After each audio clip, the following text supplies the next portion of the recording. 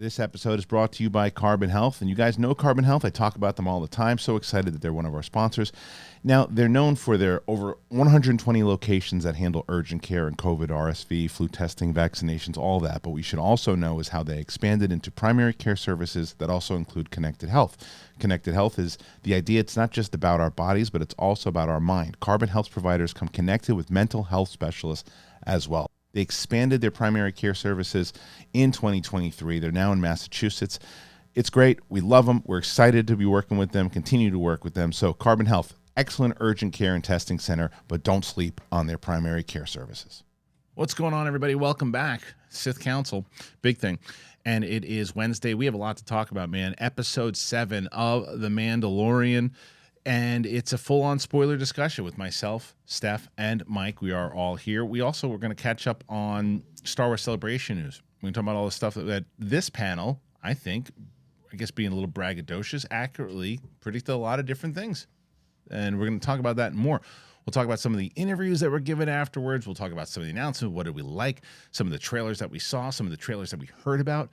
All that and more. And then we actually looks like we're going to get an announcement. Speaking of those movies, the Dave Filoni movie looks like it's targeting a 2026 release date. And we'll talk about that as well. If you are brand new to the channel, you've never been here before, do me a favor, show a little class. Just announce. Now, if you don't hit it, it doesn't mean that you don't have class. It just means that if you hit the button that you do. That's all I'm saying. T-shirts. A lot of people have been buying these Sith Concil T-shirts. They're the most purchased one on TeePublic. So go ahead and get yourself a Sith Concil shirt. The link is in the description. Check us out on Spotify, anywhere podcasts are found.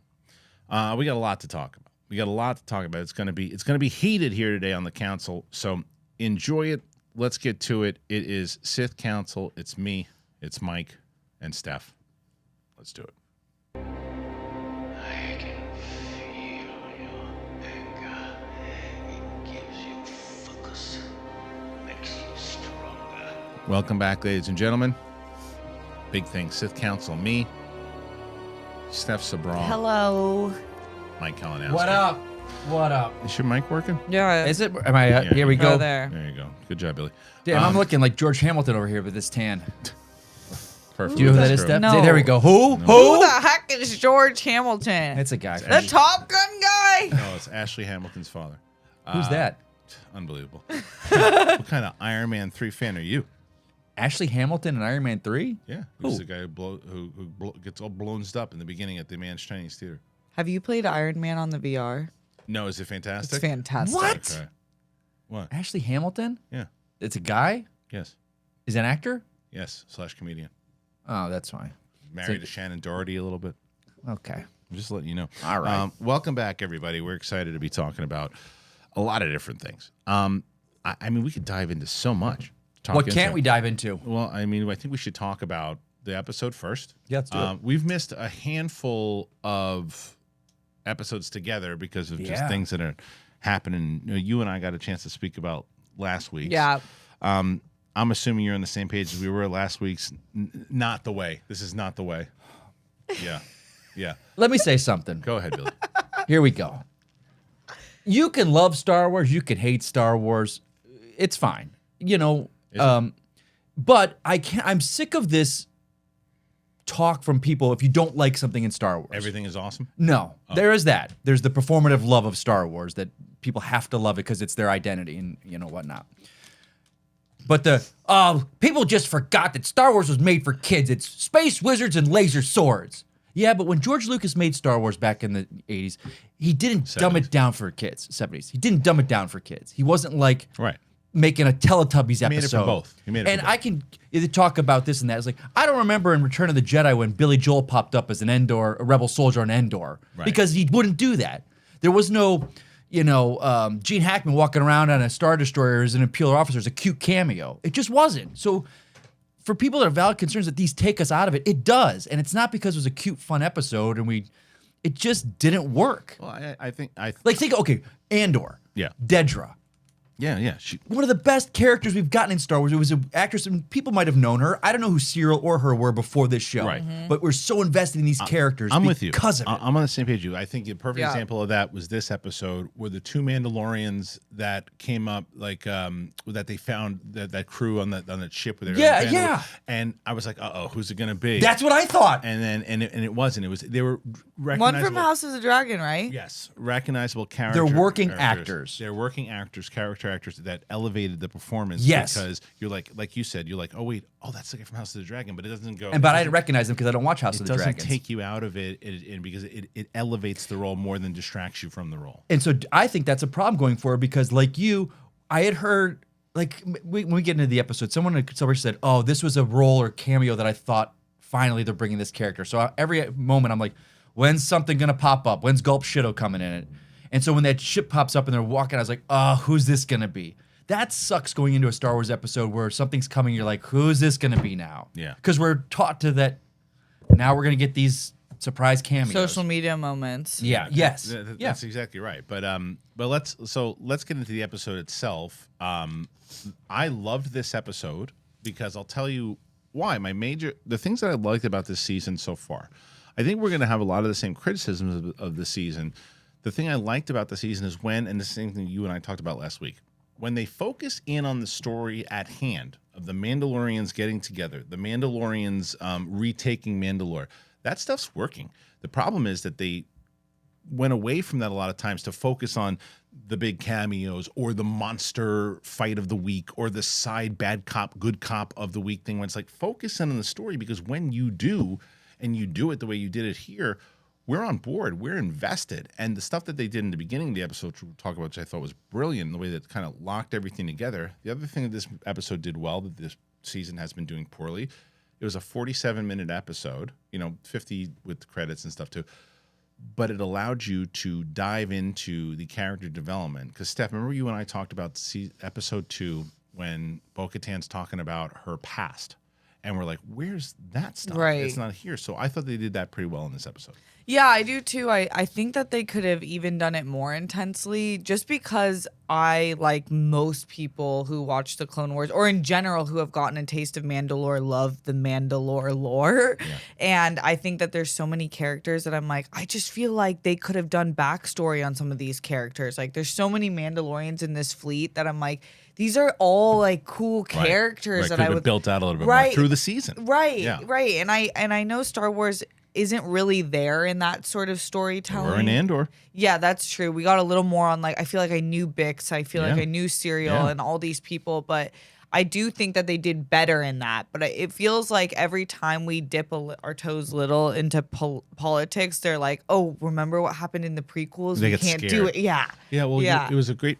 But a great love this episode. But that point is really well taken, because as I love this episode, and is easily the best episode of the season. For sure. And one of the best episodes of Mandalorian, I thought. But I do agree with Really? Steph's, yeah, I do agree with Steph's point that here's the thing. Had they, throughout the season, built up some of these, because there's a few Mandalorians that ate it in this episode. Had they built those characters up throughout, and had they intercut through that whole Coruscant thing with the Doctor and showed us a little bit more backstory on some of these Mandalorians when they went, because look what happens when Paz goes at the end. We spent so much time with him that we're emotionally attached to him, and so when he goes, you're like, damn. But I think Now- they could have even explored his character more. I agree. You know what I mean? That's Like, what I mean. sometimes That's I'm like, you big hunk of dumb poop. Right. Like, why are you so annoying? Yeah. But he had a great ending. I will say Did, that. yeah. Okay, so then I think I was talking to some friends about this, and if you're enjoying a show all the way through, you can overlook a lot. If you're not, everything stands out to you. Yeah. And that's where I am on this season. Yeah. It is nowhere near 1 or 2 for me at all. Yeah, I get it. But like the Paz stuff, we built up his son through ridiculous scenarios. Mm-hmm. He's never said there was no goodbye with his son. Even when he Right. knows, like, I'm going to go take care of this. Right. We never got to see his father die. Imagine if he was there on the other side of that wall and his father's dying, and what that would have set up as him as a kid to go on to do. There's so many missed opportunities for stuff like, so the Pershing episode, he's gone. Yeah. Wiped out, brainless. So why do we even do that episode? I think he's going to circle back. He's a vegetable somewhere. I don't know. We got 1 episode left. Yeah. And the whole season, reclaim Mandalore. From what? It's barren. He went there, found out, hey, it's habitable. Well, Let's but go. it's not But barren. they explain that in this episode. Recolonize Mandalore, I think they should have said. But they- reclaim it. Reclaim means you need to take it from Well, they someone. explain that though. They explain that there was Where? a lot of different things in the beginnings. She said the reason why we have to go back and the things that it is now that we found out that we can live on the planet. We can do these things, but there's other species and other things that have made their way through, and there's other things that we have to do. They talked about this. They got to weed out the garbage. I get it. But let me ask you this, and maybe this is a good thing now, because for a while there I felt behind the eight ball because I hadn't seen Clone Wars. You guys have. So maybe I'm the audience member. Now it's going in. Is the show going to insider baseball? I think that Because Thrawn, the talk of Thrawn, and I know Thrawn from Here to the Yeah. Empire, the book. That's all I know him from. but they're using a lot of that. I know, but they're using, and I haven't read the book in 25 years. But he's so massive in the Clone Wars. Are people like me and you know, the core Star Wars is the core Star Wars, but that doesn't generate the views. You got to get everyone involved. Agreed. Is it getting too insider baseball? Not for Thrawn, and I'll tell you why. Because I think Thrawn, you know, you could ask the same question about Thanos in 2011. You could ask the same question like if you when you were watching those, and they started mentioning Thanos, and you're like, who the hell's Thanos? You know who Thanos is, Right. I didn't know who Thanos I didn't know was. who Thanos No. was. Okay. But as long as it's now, I'm not telling you that they still can't drop the ball by Right. saying by throwing him in there and saying, you know, well, here he is. You should know because you should have watched Rebels. You should have watched this Right. stuff. But by just mentioning him, Okay. I don't think it's inside baseball. But what I would say is a little bit more that they should have. They relied on people. Just like the Bo-Katan stuff, as Steph and I mentioned in episode 2, she mentions something about her family. Dive into her story more and tell us more about her sister and those types of things too, just to let people like yourself know a little bit. You don't know the history of her. No. and stuff. No. Or We do. Visla's. All that stuff. You should give us more of that, and you could have added 15 minutes into it. So leading into this particular episode, let's start with. They could have used Grogu as kind of like the straight man, like because he's a foundling. You teach foundlings your culture, right? Yeah. So he could have been a good plot point to be like sharing the Mandalorian history. Yeah, He's the eyes of the audience. Yeah, right. yeah. Right, but they're relying too much on the goo goo gaga stuff still, and they got to get. I loved it this episode. Of course you did. Of course you Yes, did. yes. That's Daniel Bryan. Are you a wrestling fan at all? No. So there was a character named Daniel Bryan in WWE, and his whole thing was yes. No I way. could not stop thinking That's about hilarious. Is it the Yes. actor? Is it the wrestler's voice doing it? that. Oh no, that's Oh. Taika. That's Taika. Yeah. That's doing it. Yes, But, yes. But all right, Okay. let's so Okay. couple different things. I'll tell you what. So when the episode starts off, Yeah. and you start off with Coruscant, and right away, what I liked about this was you get Katie O'Brien, and she's back, and it's very Blade Runner. I love the way this was shot. Me too. And I think that what it does is it establishes that whole angle, ties up the angle with the Doctor, shows that the probe droid comes out, and we know you're getting Gideon because they even set up where they're like, okay, well, someone rescued him, and he never made it to trial. And we see him, and we're like, okay, well, he's back. He's the guy. They could have brought him back maybe a little earlier, but they didn't. Here he is, and he's basically saying, she's the one who says, look, here's what happened on Navarro, Bo-Katan, Din. We still got problems. The pirates. And he's like, all right, well, thanks for letting me know. Get lost, and you've got this. This is one of my favorite scenes. This scene that you talk about, Mike, the novel itself and the tie-in to the way that they try. Like, I think the new trilogy is some of the messiest storytelling in Star Wars history. The new sequel trilogy. The new sequel Yes, trilogy, of course. But they start to make sense of it all in this, with everything going on with the program that they're working on with Hux. Hux's dad. Yeah. Hux's dad, which in the novels of Aftermath, I don't know if you read Aftermath, but they bring up Hux's dad, and Hux's dad is one of the major forces in helping create the First Order, and they go to the unknown regions and they do all these things. And they also bring up the program of the cloning aspect of it. What I loved in this particular scene, though, was Gideon could not give two craps about Thrawn. All these people like worship the Thrawn. They're all talking about Thrawn. He's going to come back, and he's like, "Yeah, I've heard about this imminent return of Thrawn. Where is he?" He's like, "So, how about we need new leadership instead?" And this cat here, he Who's was from Rebels. not only Rebels, he was the guy in the Timothy Zahn novels who was the most loyal to Thrawn.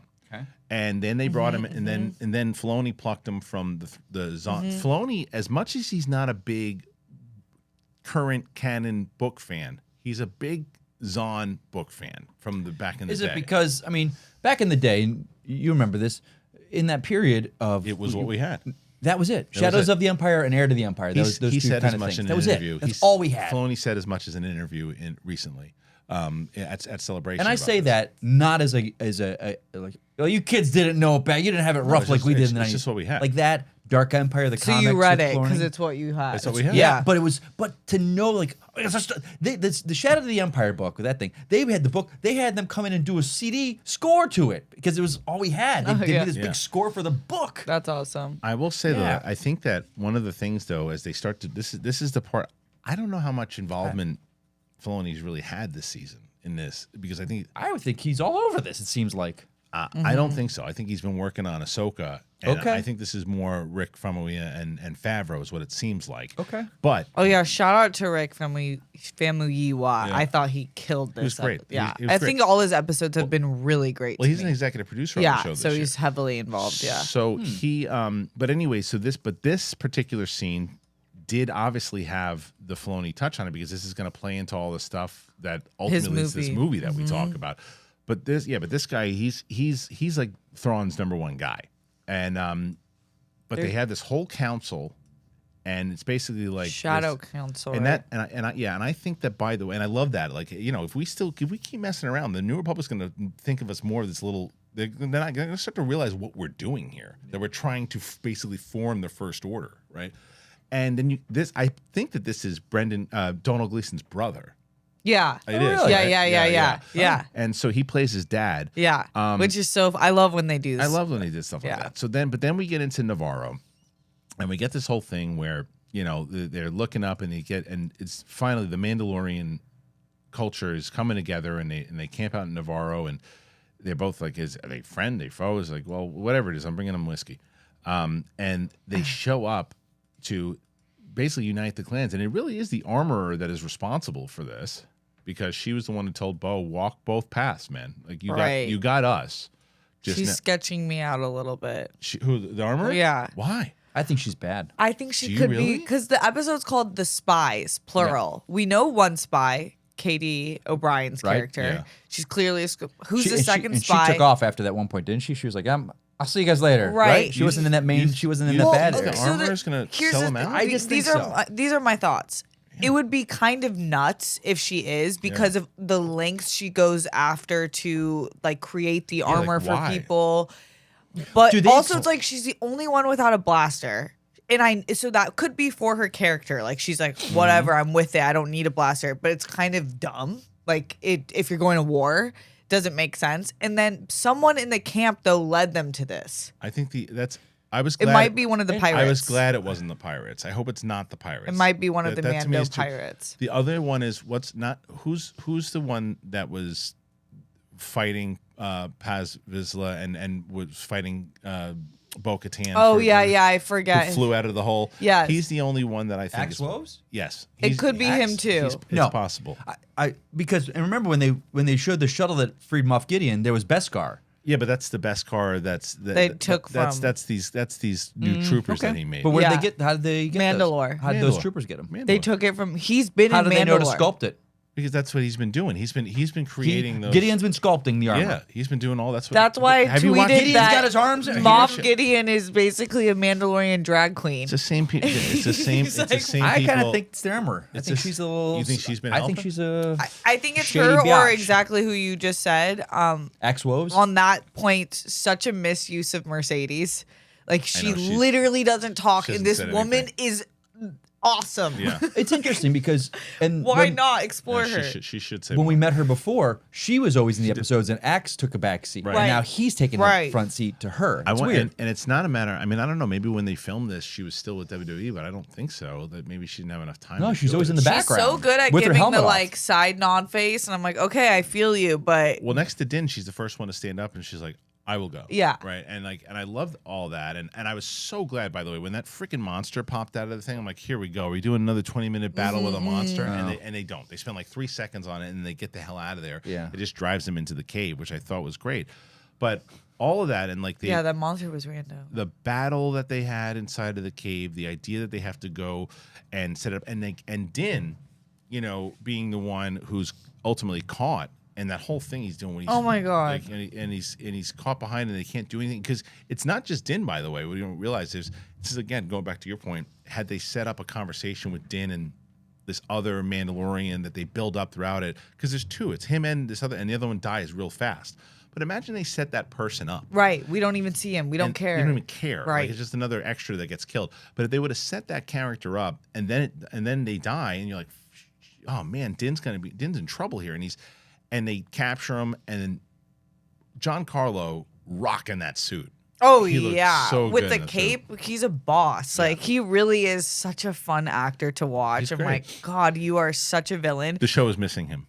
Totally. Yeah. If he was in court, I like the reveal that he's been plotting, and we kind of knew but didn't know. But it's also like he's the villain. We should have him in here. I don't care about the pirates at Right, all. right. But I thought that with Din, it does lead an interesting setup with him where he had this conversation with Bo, which it was one of my favorite moments of dialogue in the show in this season so far, when he was just talking about respect and honor.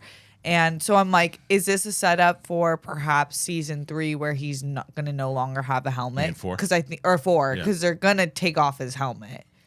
I think. I wonder. I think. It just depends on what you believe as far as rumors and stuff But go. it seems like he's changing his beliefs a little bit.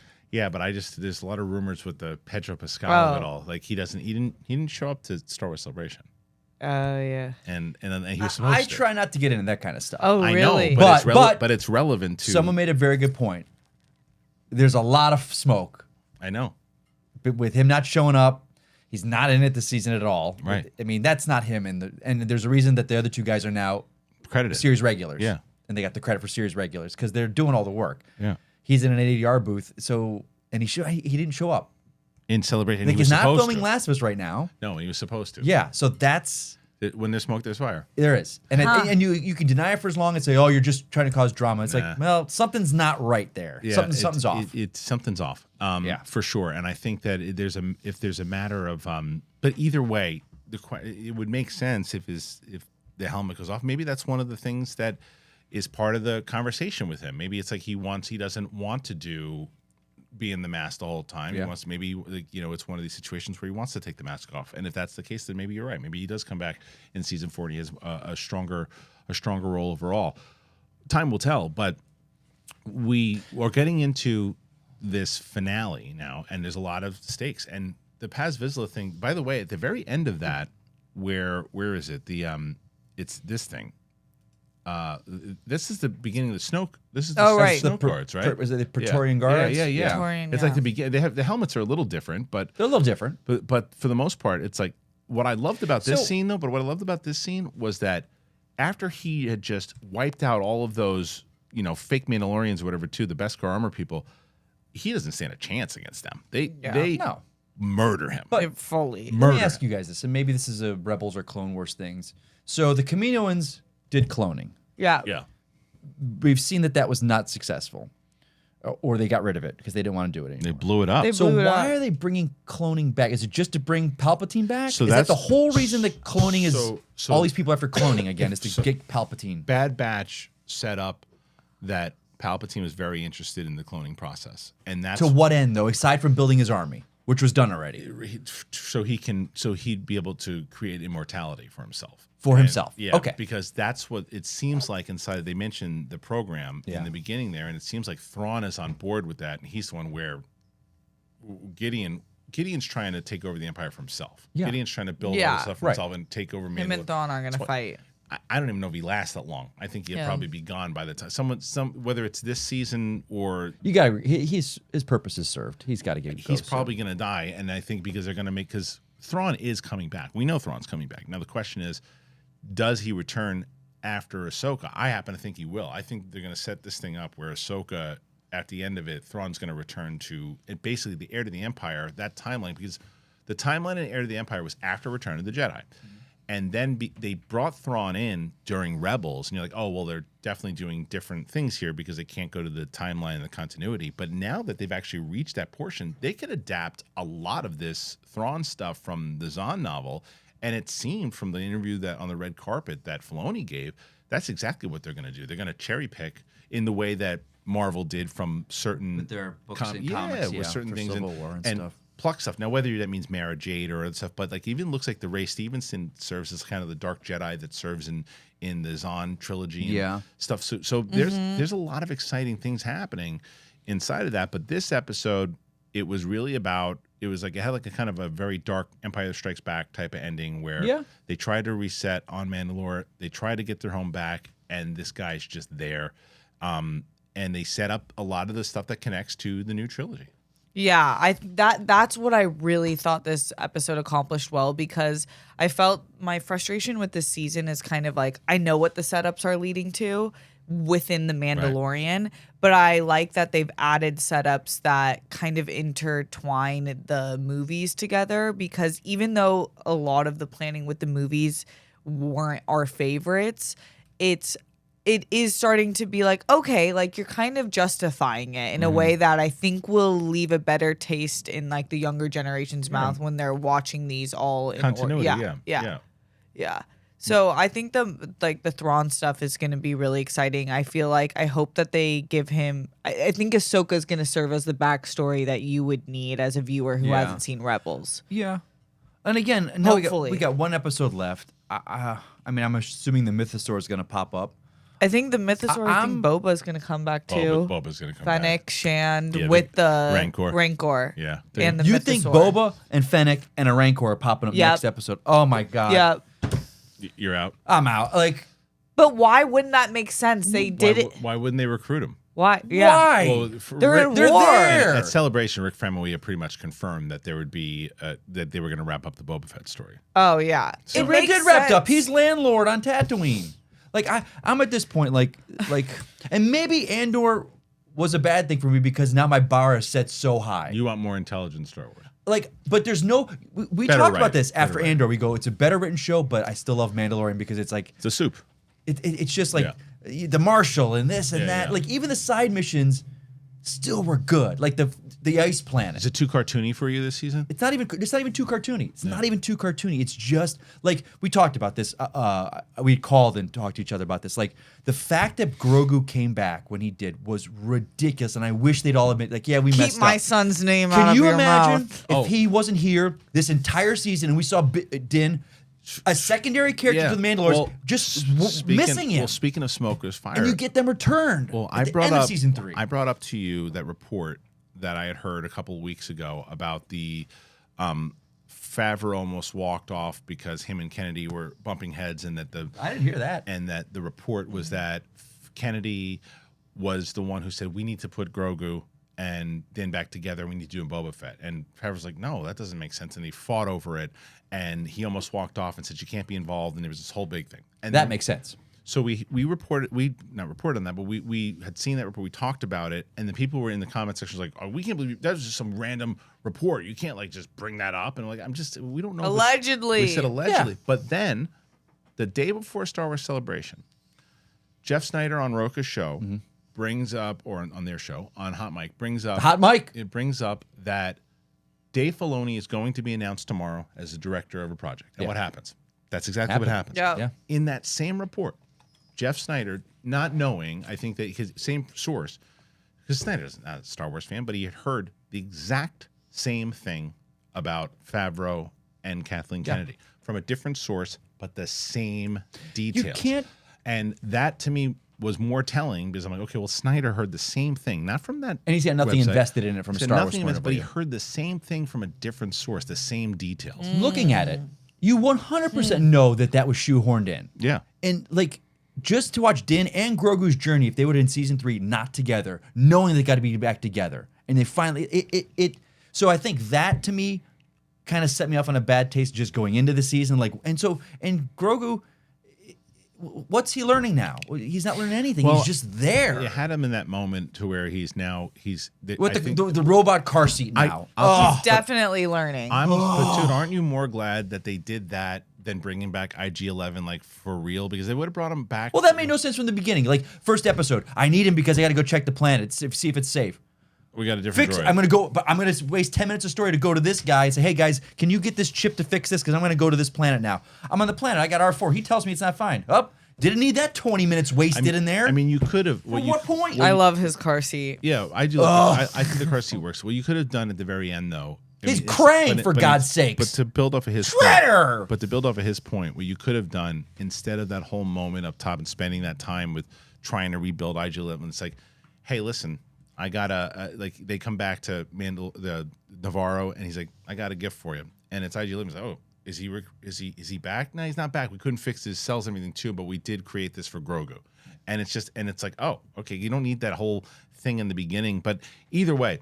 They set it up. I like the idea that because as a parent also walking through that market and the kids touching everything and everything, it's like, I thought that worked. I thought that those moments, they didn't play too much on the comedy. It was just enough comedy. It was accurate comedy. So I really enjoyed this episode a lot. I thought it played into where we're going to go and the overall big picture, yeah. Which I thought was great. The setup with, again, the formation of the First Order, the cloning aspect of it, Thrawn, the building into this larger universe, and then the news today that came out that we're potentially going to get this movie in 2026 because it starts. They already wrote season 4, so of Mando. Yeah, so okay. Season 4 is already written. Now it'll probably be either the series. It'll probably be the end of it. You would assume. If now, not, yeah, I would not be opposed if they finally just said, you know what, we're calling the show The Mandalorians.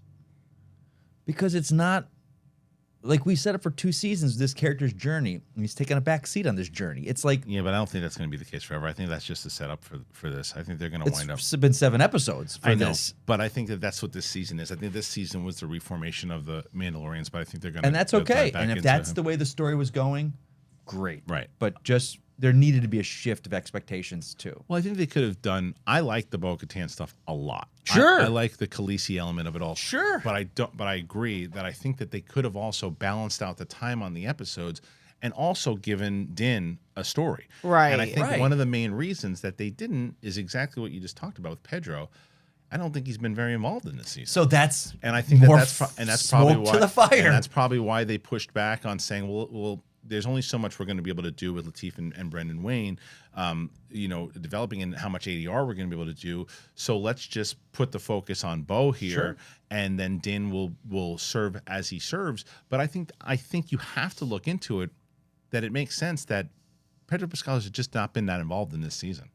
And for me as a fan, it suffered because I grew to love him for 2 seasons. Right. Yeah, he's that and guy. If they made a Bo-Katan show with her and the Night Owls and whatnot, I was like, I'm on board. Right. Because that stuff's awesome. Right. The flying in with the jetpacks and the way that they fight with the jetpacks, the stunt team on these episodes are fantastic. Fantastic. And if that's a show, I'll watch the hell out of it. But no one going in, I'm going Mando, the Western guy, going town to town on missions and building his story and the father and son. Even the father and son of what we fell in love with, it's not there. He's just walking around like, it's my kid, and he's got a robot now, so I don't even need to carry him anymore and have him with me. Yeah, my question is, with so I'm like, I'm just not as invested. Well, they don't take their helmets off a lot, that certain section, right? Yeah. But can they take their pants off? Because if so, how are they using Manscaped? I got to tell you. Manscaped, everybody. Manscaped and Athletic Greens. Let me tell you about them right now. Guys, you know this already. It's tax season here in the United States, and you know what that means? It means that Manscaped is here to make sure that your paperwork is done and your boys downstairs are having fun. Make sure that you spend your tax return money on the important thing like family, friends, and ball deodorant. That's right. Join the 8 million men worldwide who trust Manscaped. Include me in there by going over to manscaped.com and get 20% off. Use that code, though, Big Thing. What better way to invest your tax return than do it for yourself? Manscaped has the full package from head to toe to make sure that you get your money's worth this April. There's that Lawnmower 4.0 trimmer. It's the star of the show. I love it. I use it all of the time. Offering a precise shave on all your wildest hedges. It's equipped with that LED light. You can navigate in and out of those difficult areas with ease. And it's waterproof, which is amazing. After cleaning your ball bag, make sure that you use the Weed Whacker. For this thing I use all the damn time. The ear and the nose, it's incredible. And for everybody out there with a little scruff, Manscaped has that beard product. We talked about that for a while. It's the whole package. They have the Beard Hedger Pro Kit, all of this stuff. It's really amazing. We love Manscaped. We've been talking about Manscaped forever. They're such a great sponsor. We love them, and you will love them too. If you haven't already done it, you should do it. 20% off and free shipping. Got to use that code Big Thing. Go to manscaped.com. 20% off and free shipping. Use that code Big Thing at manscaped.com. Don't just get your money back this year. Get your swagger back, too, and do it with Manscaped. Athletic Greens, baby. AG1. You guys know I talk about them all of the time. For me, it's the same stuff I've been telling you. I wanted better gut health. I wanted increased energy. I wanted immune system support. I wanted all of it. I'm not a big vitamins guy. I didn't like taking all those pills and stuff. I just wanted one. You take it. I put it in a water bottle. I shake it up in the morning, and I'm good to go. It's not very easy for me to keep up with that supplement routine that comes with a bunch of different products. It's like you got to do this, you got to do that. You just take everything in one shot. Helps me better with energy. It helps me better in general. I think it helped me to recover, to be honest with you. Why take a bunch of different things when you can just mix one scoop of powder and water once a day? It's that easy. I love it. It's just part of my daily habit now.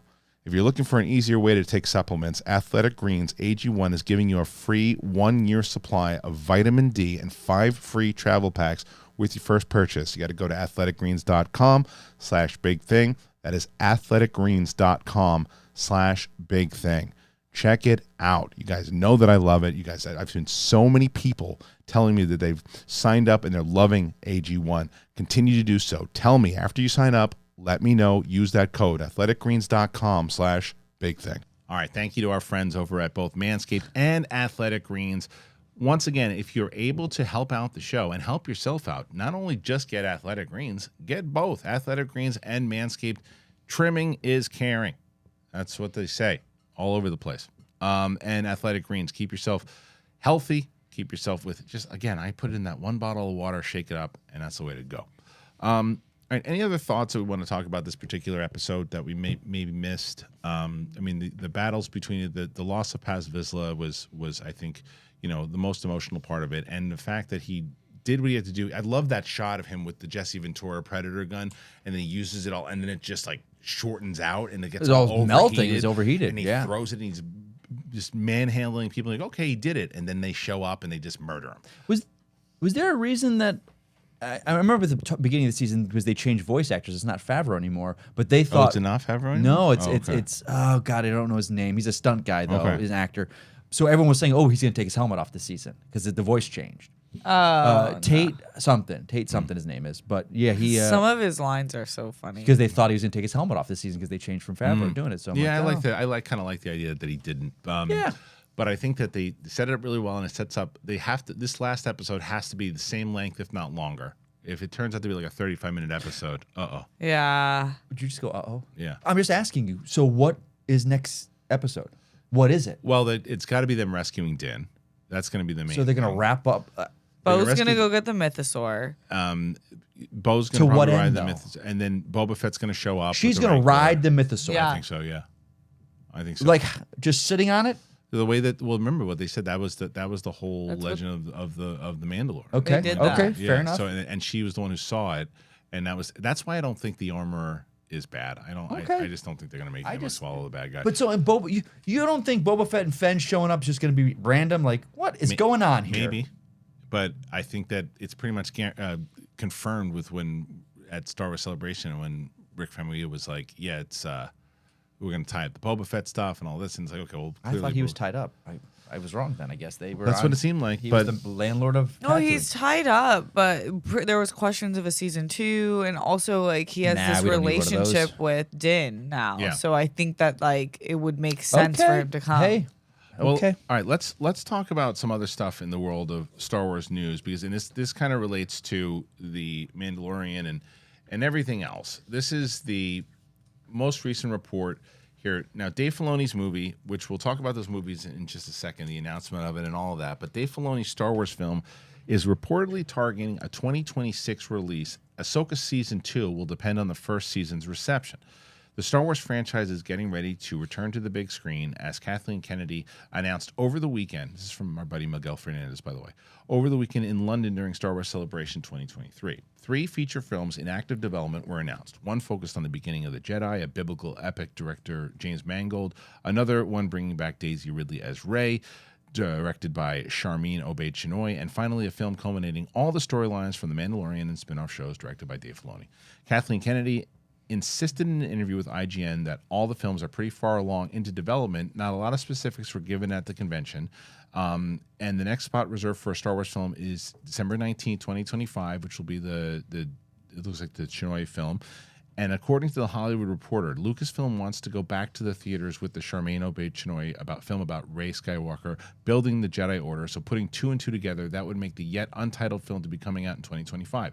We've been speculating this would be the case, but Lucasfilm probably didn't want to commit to a date just yet. Smart. Perhaps more interesting, though, the trade is saying that Lucasfilm would ideally like to see Filoni's film released in theaters 1 year later. We are assuming that the new Jedi Order film will be in 2025. We could also consider the possibility that it's delayed a few months. Stephen Knight has been working on a rewrite of the script, yada, yada, yada. Assuming that everything goes to plan, Filoni's film could come out in late 2026, and there's a couple of reasons why. First, during the talk with IGN, Kennedy hinted that the story told by the film will have been 6 or 7 years in the making, counting from the release of The Mandalorian Season 1 in late 2019. That puts us right late into 2026. Now, Disney has currently scheduled Avatar 4 to come out in December of that year, but a recent comment by James Cameron hinted that his film could be delayed to the following year, paving the way for a Star Wars film to come out in that December. Another interesting detail from said story is that Ahsoka could get a second season if the response to the first season is solid. After it premieres this August, that was already hinted at by Rosario Dawson at the convention, so it's unknown if the trade is simply echoing what she said on stage or adding more value to otherwise throwaway comment. I think is that it? No, there is actually a lot to take away from this. If true, does this mean there's already a planned arc for second season? If so, Dave Filoni has to be involved. How would that story factor into the Mandalorian movie? A lot of information, but what should we expect from 2024 to 2026? Is Ahsoka Season 2 going to be fast-tracked? And we'll have to find out. Stay tuned. All right, a lot to unpack here. Let's start with I definitely think we're going to get a Season 2 of Ahsoka, right? So we can just start with the trailer. We've not really talked about the trailer alone. This is your most highly anticipated show. You lost your mind during the show. Yeah, this trailer is awesome. I feel like it encompassed every part of Ahsoka that we've seen in different entities of the Star Wars shows, and I think that they really set it up well. Mm-hmm. They had enough hype where you're like, we know that the Rebels, the entire team is going to be back together, and they showed you just enough. You got that glimpse of Ezra. Right. You got Mary Elizabeth Winstead. As Hera. So you got to see the makeup, which I think looked great. Yeah, it did. And I'm excited. I'm just really excited for the story that they're telling. It looks like they shot it really well, and I'm glad because I really do want it to be Ahsoka focused, even though I want it to be like how Rebels is, where Ahsoka comes in with the team sometimes, but a lot of times she's on her own doing kind of thing. You think it's all team all the time? I think it's going to be pretty much Rebels. Okay, that's okay too. I love Rebels. So let me ask you, Mike, because you're not a Rebels. Not that you're not a fan, you just didn't watch it. You saw this trailer. Yeah. What did you think? Did it work for you? Were you lost? Were you curious? How did it work? I think this show will be fine for people like me. I think the hardcore Rebels fans it's gonna be insider baseball for them. Yeah. I think 100% seeing people's reactions. I'm on board for Rosario Dawson. Yeah. And what she's brought as the character. Yeah, she looks so cool. I know the character enough, but Rebels, I did watch. That's when I started on Far, Far Away, the podcast with you guys. It was when Rebels, to cover Rebels, I started with that. So I was into it. I knew it. I just didn't finish it. I know Sabine and all this, but I'm like, that might be the insider baseball show. Right. But as opposed to something like Andor. Right? But it needs to be. Yeah, that's the thing. It needs to be. Just look what they're saying here. It needs to be bigger than Andor. It needs to be, and the reason why I think they're going all there's lightsabers galore, there's force galore, there's by putting it in the unknown regions and putting in these dark Jedi and Sith Lords really, it's going to bring you're going to be able to do more because there's the questions of where the hell were they during the original trilogy? They're in the unknown regions. Yeah, and so you're going to have this whole new thing set up that if you do it in a way where you can still go outside of the inside baseball fans who are going to watch Rebels but they can't lose you. That's you. Here's the thing, and I say this not as Star Wars because I am pretty much involved, big Star Wars fan, but you need those people. Yeah, because you don't have your shows cannot exist on the fandom alone. No, Marvel, DC, Star Wars. Bad Batch can because you're not looking to hit a certain amount of numbers. You're just looking to hit a smaller number, right? And the hardcore fans will watch it. Yeah. But if you want a show to be in the zeitgeist, you want a show The to show be that you're in spending millions and in millions pop of culture, dollars right? on. Then you and especially if it's going to be contingent on building The and big leading and leading movies. to a big movie, Yeah. and wondering like if they, I don't necessarily if it all plays into a big movie, then I think it should be irrelevant right now. If it's like look at Andor, right? Andor, they greenlit 2 seasons without knowing if it did well or not because it needed to get to Rogue One. Yeah.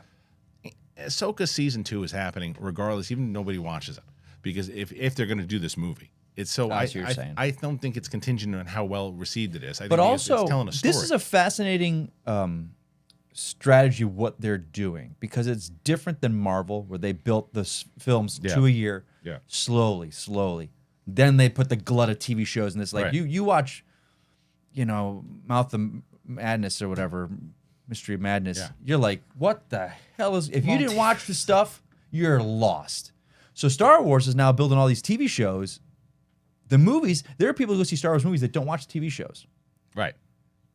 You got to make it so that they're going into a They're gonna have Dave to. Filoni movie. Yeah, they're going to have to. They're going to have to make that palpable. Also, remember to though, get $1 billion. and there are look, there are millions of people who watch these shows as well. Yeah. and like even like the Sex and the City movie was a TV show Yeah. that took their audience and brought it to a very successful movie. I saw the Two of them. movie and never watched a show.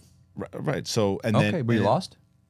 No. No, but Okay. probably not. But not as It's- invested as this those is- other people. But yeah. but still, I think that you will. I think that if they do it the right way, and look, we've been talking about this very thing on this show since we started, Right. And it's as much as it would be great to have a movie that ends it all, on Disney Plus. It would be fantastic if they had the series finale in the That's theater. what you've Yeah. always said that. And they're Always. doing that. Yeah. And it's like that. And if they can pull it off, and now Ahsoka looks great, and it does need to be good. I think that they know it's going to be well received. And I do think that Filoni has been putting all of his eggs in this basket. I don't feel his stamp on Mandalorian season 3 as much as I felt it on 1 and 2. And I think that it's going to be all invested in this. So speaking of ratings and whatnot, we knew Andor was not going to be as well watched and because of what it was. Yeah. Mandalorian is hitting the numbers lower than that. It's some of the series lowest numbers, and that's its highest rated show. So what is going on? It's not people review bombing. It's not one episode with Lizzo where they're review bombing. Yeah. It's the whole season. The numbers of viewership is down. Well, I think It's interesting. I don't know It's the what same did with that. Marvel though. I think like I there's think because kind there's been backfire after of a- backfire for a yeah. while with them. They've had some strings of, but also Marvel's gone. Ooh, we need to course correct. We're going to slow things down. We're going to push Marvel's back. We're going to stop pumping them out as much as we got to focus on quality over quantity. Mm-hmm.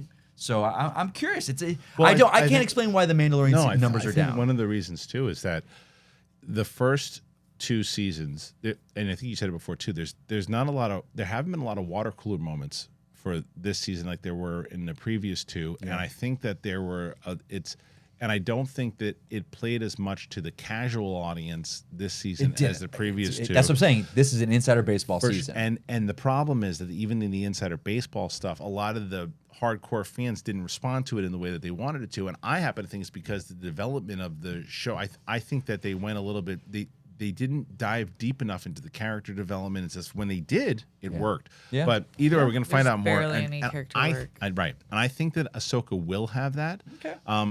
And then we can just switch to the Acolyte because, and then Were we'll get. you happy?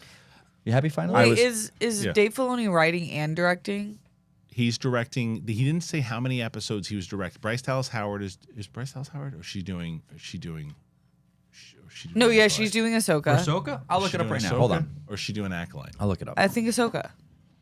or Skeleton Crew? She's Doing Skeleton Crew. You're right, which I think is actually great. She's doing Skeleton Crew. Wait, who's doing his movie though? Is he directing? He's directing the and movie. who's writing? He is. He is. Yeah, He's yeah, directing. That's yeah, what I yeah, thought. Yeah. That's what I meant. The movie, it's the episodes themselves. That's interesting. Yeah, but I hope he has someone punching up his dialogue a little bit for live action. could be. But let's see. But How do you spell Ahsoka? Ahsoka. But if you go to, we talk about the Acolyte. Now, the answer to your question, I was happy. I was happy with what they. First of all, I was happy with months ago when they announced that it was 8 episodes at like 55 minutes apiece. That's That's part one. That got me. Bryce excited. isn't doing any of Ahsoka. She's doing Skeleton. Skeleton Crew. So anyway, so they from what they said, because they have a teaser trailer that got leaked, but you really can't get the gist of it. I tried watching a little bit of it, and I'm like, you just can't really get the same feel of it. But from, I think Empire Magazine tweeted out that it had the feel of Andor with lightsabers, and I was like, Oh yeah, I saw that. I'm like, okay, because That's cool. Then I saw the Leslie Headland interview, and I loved it. I loved her interview. I love that she said Star Wars saved her life, and she's like, she reads all the novels, and she's like really into the lore, and it's like, you had me, you got me. And then we got confirmation that we were always curious. Like, we didn't think Disney would have the balls to lead with the perspective of the villains. We thought it would be like, okay, there'd be villains in it, but they're going to follow these two heroes. And they confirmed it's in the perspective of the Sith. It's in the perspective of the evil. And I'm like, okay, let's see what you got. Like and I'm loving what I'm hearing about it. The reception was really good. The question is, when do we get the show? Because they confirmed that Andor season 2 is going to be in July or August, summer of 2024. So there's only 2 spots then for Acolyte. It's either the March, April area, or it's in the November, December area. Because of 2024? 2024, Oh, because cheese and rice. Skeleton Crew is either going to come out in November into December, or more likely December into January, the way like Boba Fett and other shows in Mandalorian did in the past. When do you think we're getting Acolyte? I think probably in the second slot, In towards the end of the year, end of 2024. even though they started filming first over Andor, and they're pretty much wrapped. That's the tricky yeah, that question. is the tricky Yeah. question. It kind of I think it depends on the movie, I guess, and like the place in that. Though they don't have any. They don't have anything to do with it. Oh, they won't. Yeah, they're that's 100 right. years before. Yeah, but, right. But I think that it does have everything to do with the Skeleton Crew. It Right. depends on when Skeleton Crew lands. If Skeleton Crew comes out in like October, November, closes out the year, then February, March for Acolyte. I agree. Yeah. Yeah, I love that Amandala was dressed as Padme. That was at the Star Wars celebration. Yeah. I thought that was so great. Yeah, it was great. They could have worn anything like stylish, whatever, but they were like, no, Star Wars, ride or die. Yeah, big fan of it too. So when do you think, Mike? When do you think we're going to get Acolyte? Great air. I don't know. You don't know. That's good. I love the cast you waited involved in 15 this. Yeah, that seconds was to say 15 nothing. seconds. In acting, it's called a dramatic pause because you didn't know what I was say gonna nothing. Yeah. This No, cast, I don't know. Okay, good. Here's the thing. I'll say That's this. why we have you on. You shut your mouth. Yeah. Little show, little class. Just announce. There's no way that they don't know when these are coming out.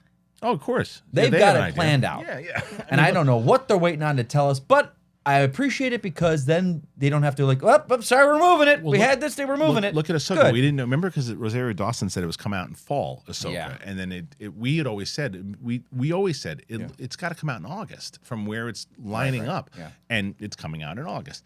So yeah, I think Rosario just says stuff. sometimes. and well, if you kind of look at it. It depends on when in August, right? If it comes out in late August, that Yeah. still kind of plays into the fall TV season. So Yeah. It's the how I summer like to think semantics. March is spring, Right. but it's winter. Right. That's and true. And we say that the summer movie season starts in like April or May. Yeah. Summer doesn't really start. And if until you like don't June. live in California, I guess fall starts earlier. Right. So, but either way, it seems to be planned out. And the other thing is Skeleton Crew. Right. That's going to be the tough one to sell. Why? Well, first of all, it doesn't kids say in space. but okay, that's They said part of Stranger it. Things and He got Jude Law on it though. That gets the casual fan. That gets the potential when you market it right. Yeah. But the problem is very similar to like Bumblebee or these other things. like, Bumblebee. what's if I just say to you, hey, you watching Skeleton Crew? You're like, what the hell is that? Yeah. But And you're like, Bumblebee slapped. I love or Bumblebee, whatever it was but called. But it should have said Transformers. Totally. Bumblebee. Totally. So But you had to distance it from what came before it. yeah, but it made a lot You of had money. to. But a lot I of know. money. And it Yeah, did- you're semantics. But Semantics. Star Wars is not in the title, and it's just Skeleton Crew, and it's a show that nobody really knows, and there's no Yeah. recognizable characters. So it's gonna be a sell. It's gonna be a tough sell. I agree because if you just look on Disney Plus, which I feel like they need some algorithm work on how their display is. Yeah. a lot of shows come out for the Disney Channel and for like specifically Yeah. Disney Kids, and they look kind of cool, and then you press them and you're like, oh, this is kid stuff. Like, I'm just not interested, but this is cool for the kids. I think it will get confused in that. Like, if I was Maybe. a lay person watching, I'd be like, Skeleton Crew, this looks like Stargirl. They need big or marketing. whatever they They need not big Stargirl, marketing. that's DC. I know But what you mean. yeah. Okay, so then if you're just going off that, Ahsoka. So Everyone knows Ahsoka. She's Everyone in the group knows Ahsoka. Well, there's two things. Don't forget that even though I don't disagree with you, at Mandalorian season 3 has been a little bit more inside. The first 2 seasons of Mandalorian were like some of the biggest TV shows out there. So and season 2, the ratings were a lot of casual fans, and Ahsoka was It's recognizable. like Alien too. A Skeleton Crew's all Humans. normal people. Yeah, basics. Humans, basics. But either way, they're going to have a tough time marketing it, and then they can probably use the idea. John Watts, director of No Way Home, and all. you all that throw Totally. Jude Law's face up on a billboard. stuff. Absolutely. Every mom. Start Yeah, putting like- him. Start putting him in the trailers Yeah. and start putting. Yeah, I'm just saying it's Put his- it's a little bit of a struggle. But Swaggery, charming smile Yeah. up there, and you're like, oh, Well, and I think- don't know what this crap is, but it's got Jude Law. and I'm what there. they've said though is it seems like he's either a Force user or an ex-Jedi or Yeah. something along the lines. But the trailers Yeah. played pretty well to the audience here. All the TV stuff played well, and so to rewind into Celebration, when we went into it going okay, because last year being in Star Wars Celebration, if you're a Star Wars fan, you get drunk on the energy, and it's like it's just it's a great place to be overall. But when you're looking on it with the press eyes or announcement wise, sometimes they drop the ball. They dropped the ball in 2016 in London. Like the people who were there loved it. The 2016 announcements, the Rogue One stuff, they messed up. Everything they didn't, and they started to get better, and they really just focused on the movies because they didn't have a lot of TV stuff. And then it started getting better, and we liked a lot of the stuff that they did last year. Mm-hmm. But we were like, oh, they didn't master. There's no movie talk. There was none of this. There was a lot of this stuff that they missed out on. I thought their announcements were fantastic this year. Yeah, I agree completely. I thought it was fantastic. I was shocked about the movie announcements, like I think everyone else was, just because they had 3 and it felt like an actual plan in terms of past, present, and future Star Wars. It was the timeline. Timeline, yeah. Which is what we didn't expect 2 things: the timeline plan. the 9. Yeah, they're saying the Dawn of the Jedi, the Old Republic, segments. all this. Like this is when we make movies. This is where it could pop in. I said that's a great idea because you're not telling us 75 different projects. You're telling us this is the timeline where these projects could take place. So that was smart. No we all trilogies. we all knew that the Obey Chinoy movie was coming, and we had heard rumors that Daisy Ridley was coming back. So that wasn't a massive surprise. And some people are like, oh, I don't know. I think building the Jedi Reorder and with the team, if they do it right, they can make it work. The Filoni thing, had Snyder not reported it on the day before, would have been a big kind of surprise. And the idea, that I've been hoping for something like that for a long time. So that was a great announcement. The Mangold thing came out of nowhere, but made all the sense in the world because of Indiana Jones. Right. Sure, they love what they saw. He loved working with them. Yeah. He's like, yeah, I'll do a Star Wars film. But Right. That's a given. So all that stuff, I said, okay, great announcements, done well. And I've been saying this on my live streams, but I said I would talk about it on Sith because I wanted to get your point of it. I still think that after all that goodwill that was announced there, then Kathleen Kennedy starts doing interviews on IGN and took away all that and just became the typical BS executive spouting out garbage. Like they asked her about like the Taika Waititi movie, and she said, well, no, it's not necessarily, shells or anything, too. What it is that Taika is the type of director. He doesn't want anybody else in the room. That comment, I think I sent it to you. Yeah, it's like, Taika doesn't want anyone in the room, and we're just going to let him do and his we movie. understand that. It's like, what are you talking about? What? What you should say in that situation is this. Taika Waititi we love everything that he's doing. He's very busy at the moment. We're still working on the movie. We're trying to there's no news on it. What we're focusing on right now are the 3 movies that we just announced. So as of right now, there are other great talents that we want to work with. Taika's still talking to us about it, and that's it.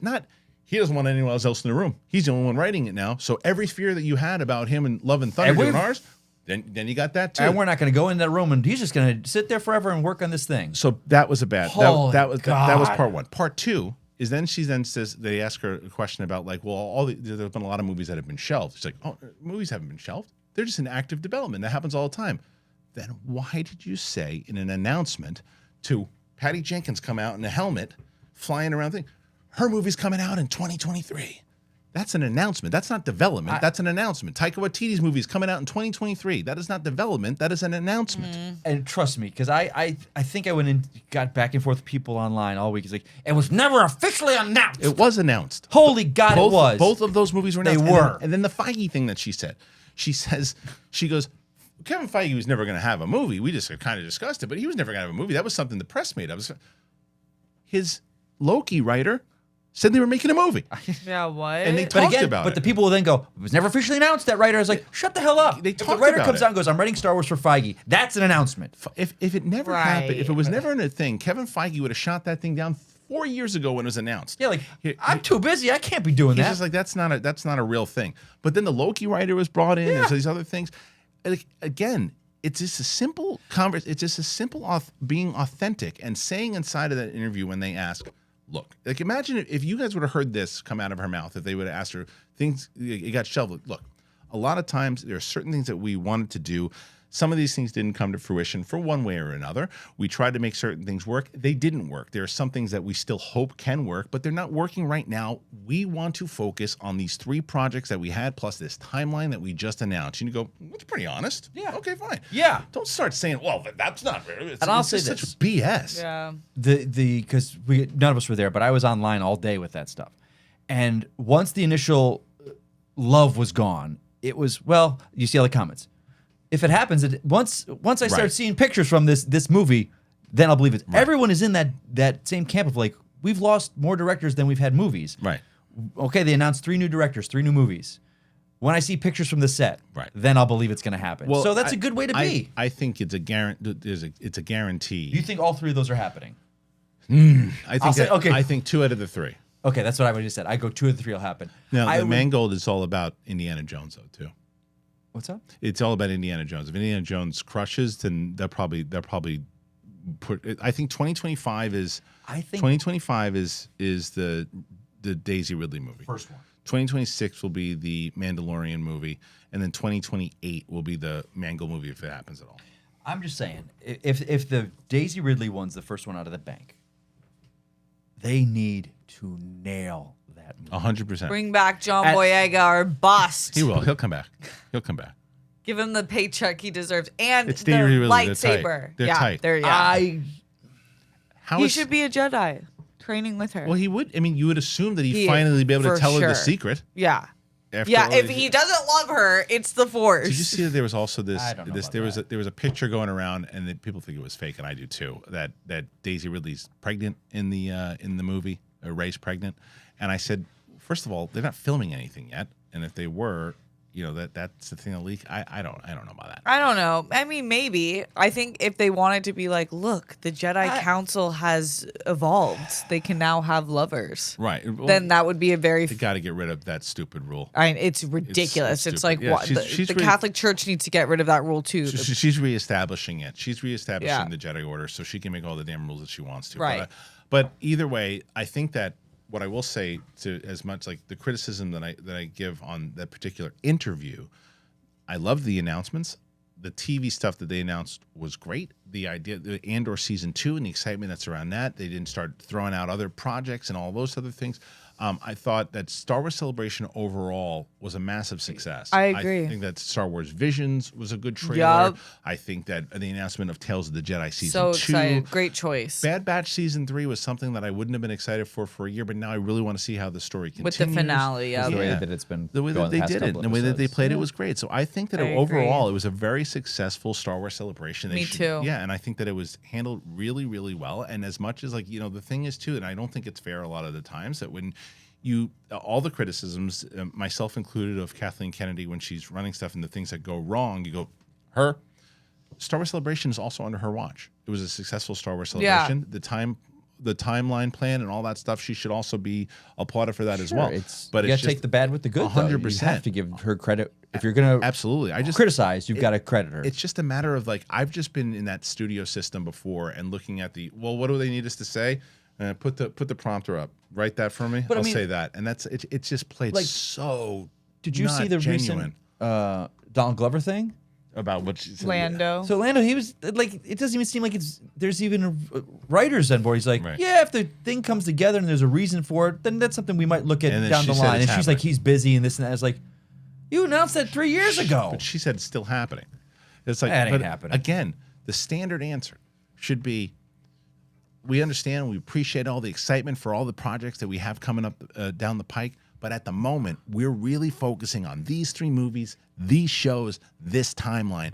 All other things, Which that, they should do. absolutely. But like but the question shouldn't be, oh, everything's on I development. medon't. Everything It's in to the the shelf. point of Don't like, say she that. Don't goes say like, that. hey, if we're sitting there, we're working on these movies, and someone came into me and they pitched this movie and it was awesome, we listen to them. Right. Doesn't mean we're gonna even do it, but you don't turn down good ideas or have people pitch them. But sometimes these things just once you get further along in the development process, they fall apart, and that's the industry. But it shows that someone in the room went, "Hey, what if we focus on the timeline?" And she's like, "What does that mean?"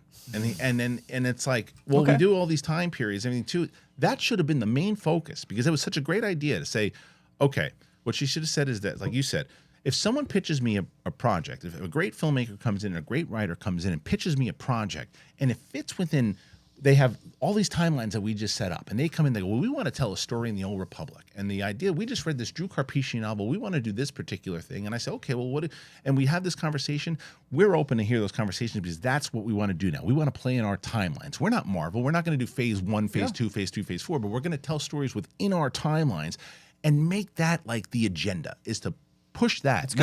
Not development is this, and Taika does his own thing and we're okay with that. Well, we're not. We saw Thor: Love and Thunder. It's terrible. that he's in his room. He Subjective. doesn't like notes. He doesn't like to be told what to Subjective. do. He's like, I can't with you sometimes. I can't with you.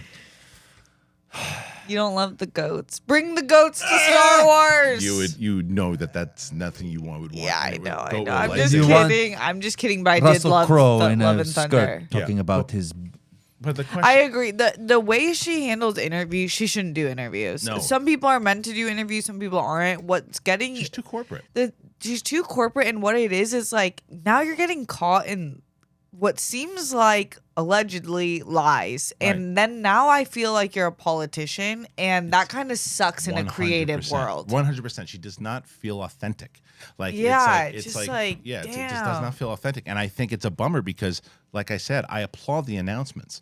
I applaud the strategy behind it because there hasn't been a strategy, and I hope all 3 of these movies go because it's just. Like you said, it's just the interviews just don't seem right. Like when you listen to that IGN thing, it's just like, nah, none of that is just be like. Again, so much more respect if you're just like, look, we took a shot with certain things. We had an approach. We rethought that approach because the approach wasn't working. So we decided to do this instead, and we're heavily focusing in on this timeline. And you go, okay, hey, you're being honest about that.